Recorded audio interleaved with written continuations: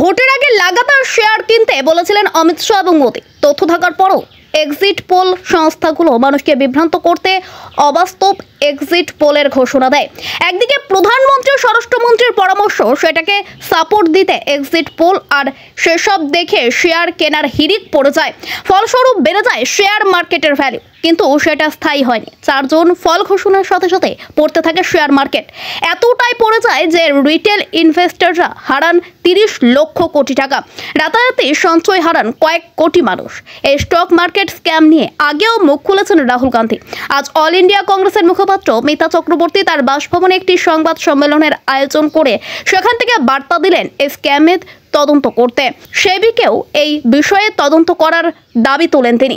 নমস্কার, আজকে এখানে আসার জন্য অসংখ্য ধন্যবাদ। আমাদের যে জাতীয় নির্বাচন হয়েছে এবং জাতীয় নির্বাচনের ফলাফল ঘোষণার আগে যে এক্সিট পোল নামক ড্রামাটা হলো সেকশনস অফ মেইনস্ট্রিম মিডিয়াতে, এবং তার যে এফেক্ট পড়লো আমাদের স্টক মার্কেটের উপরে, আমাদের বাজারের উপরে, সেটা নিয়ে কিছু তথ্য সামনে রাখার জন্য আজকে মিডিয়ার বন্ধুদের আমি এখানে আসার আমন্ত্রণ জানিয়েছি। ক্রোনোলজি যদি আমি বলি, আমি কয়েকটা ডেট বলবো এখান থেকে। 13ই মে আমাদের হোম মিনিস্টার অমিত শাহ বলেছিলেন যে আমাদের দেশে যে 5 কোটি রিটেল ইনভেস্টার্স আছে তাদেরকে আহ্বান জানানো হয়েছিল যে তারা যাতে সামনে এগিয়ে আসে এবং শেয়ার মার্কেটে নিবেশ করে। এটা কিন্তু খুব ইউনিক একটা জিনিস, কারণ জেনারেলি গভর্নমেন্টের মিনিস্টার্সরা, স্পেশালি প্রধানমন্ত্রী বা হোম মিনিস্টার, তারা কিন্তু ইনভেস্টমেন্ট অ্যাডভাইস বা ইনভেস্টমেন্ট টিপ দেন না। 13ই মের পরে একই সেন্টিমেন্ট আমরা পাই 19শে মে। প্রধানমন্ত্রী নরেন্দ্র মোদী তিনি স্বয়ং বলেন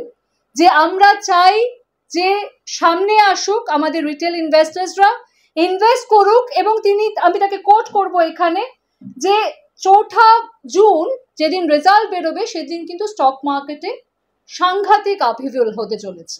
উনি প্রেডিকশন পর্যন্ত করে দেন। ওনার কি এক্সপার্টিস আছে মার্কেট সম্বন্ধে বা মার্কেট ইকোনমি সম্বন্ধে সেটা আমি জানি না। 19শে মের পরে 31শে মে আমাদের ফিনান্স মিনিস্টার নির্মলা সীতারামন একই কথা বলেন যে আমরা স্টেবল গভর্নমেন্ট দেব এবং আমাদের মার্কেটে আপহিভ্যাল হবে 4 জুনের পরে। এর থেকেও বড় একটা প্রশ্ন হচ্ছে যে 1 তারিখ ছিল শনিবার রাত্রে এক্সিট পোলের রেজাল্ট এলো, পরের দিন রবিবার ছিল। মানডে সকালে অর্থাৎ 3rd আমরা দেখলাম আমাদের শেয়ার মার্কেট সাংঘাতিকভাবে উপরের দিকে গেল, এবং সেদিন একদিনের মধ্যে আম্বানি শেয়ার 5.6% বেড়ে গেল এবং আদানিদের শেয়ার 12.8%। আমি আবার রিপিট করছি, আদানিদের শেয়ার ভ্যালু 12.8% এবং আম্বানিদের শেয়ার ভ্যালু 5.6% একদিনের মধ্যে বেড়ে গেল। মঙ্গলবার দিন অর্থাৎ 4 তারিখে যেদিন রেজাল্ট এলো সেদিন এবং সোমবার দিন টোটাল শেয়ার মার্কেটে গেইন হয়েছে 14.13 লাখ ক্রোড় রুপিস। আরেকবার রিপিট করছি, 14.13 লাখ ক্রোড় রুপিস একদিনের মধ্যে শেয়ার মার্কেটের মার্কেট ভ্যালু বেড়ে গেছে। মঙ্গলবার দিন যখন রেজাল্ট এলো তখন সেন্সেক্স ড্রপ করতে শুরু করলো এবং সেদিন আমরা দেখলাম যে আদানি শেয়ার যদি আপনি ধরেন তার প্রায় 20% আদানি শেয়ার ভ্যালু পড়ে গেছে, আম্বানি শেয়ার ভ্যালুও পড়ে গেছে। টোটাল আমাদের ফল হয়েছিল 5.9%, এবং আপনি যদি টোটাল মার্কেট ভ্যালু ডিফারেন্স দেখেন তাহলে লসটা গিয়ে দাঁড়াচ্ছে 30 লক্ষ কোটি টাকা, 30 লাখ ক্রোড় রুপিস। সাধারণ ইনভেস্টার্স, ছোট ইনভেস্টার্স, আমাদের দেশে প্রায় 5 কোটি রিটেল ইনভেস্টার্স আছে এবং তাদের পরিবার এতে এফেক্টেড হলো একদিনের 24 ঘন্টার একটা সাইকেলের মধ্যে।